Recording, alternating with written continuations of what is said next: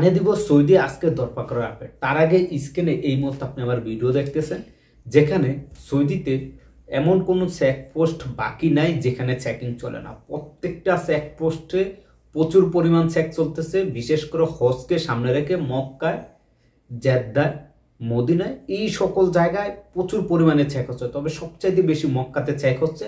মক্কাতে প্রবেশের যে রাস্তাগুলো আছে প্রত্যেকটা রাস্তা প্রচুর পরিমাণে চেক হচ্ছে। যাই হোক, জানিয়ে দিব গত 7 দিনের দরপাকড় আপডেটটি, যেটা এই মুহূর্তে দেখতে পাচ্ছেন আমার স্ক্রিনে, যে গত 7 দিনে প্রায় 19,328 জন প্রবাসীকে গ্রেপ্তার করা হয়েছে।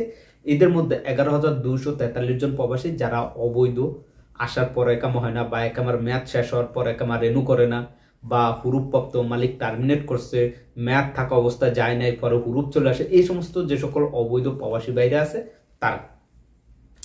দ্বিতীয়ত দেখেন, যারা 4,297 জন প্রবাসী যারা কোনো ধরনের ভিসা ছাড়া অবৈধভাবে সৌদিতে প্রবেশ করছে তাদেরকে গ্রেপ্তার করা হয়েছে।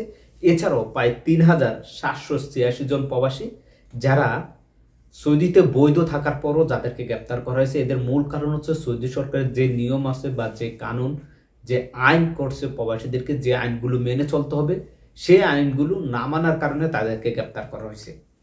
এবং যারা বর্ডার দিয়ে অবৈধভাবে প্রবাসীরা প্রবেশ করে তাদেরকে রুম, থাকা, খাওয়া, এক স্থান থেকে অন্য স্থানে নেওয়া বা কাজ দিয়ে সহযোগিতা করা কারণে 22 জন প্রবাসীকে গ্রেপ্তার করেছে, যাদেরকে 10 মিলিয়ন সৌদি রিয়াল জরিমানা করা হয়েছে এবং 15 বছরের জেল প্রদান করা হয়েছে।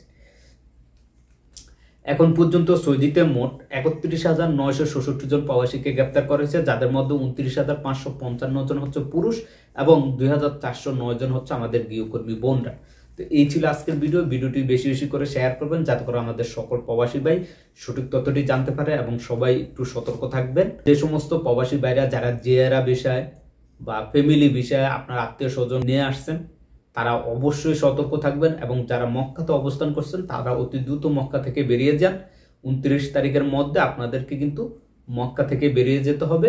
29 তারিখের পর আপনারা যদি মক্কাতে থাকেন সেক্ষেত্রে আপনার উপর আইনি ব্যবস্থা নেওয়া হবে।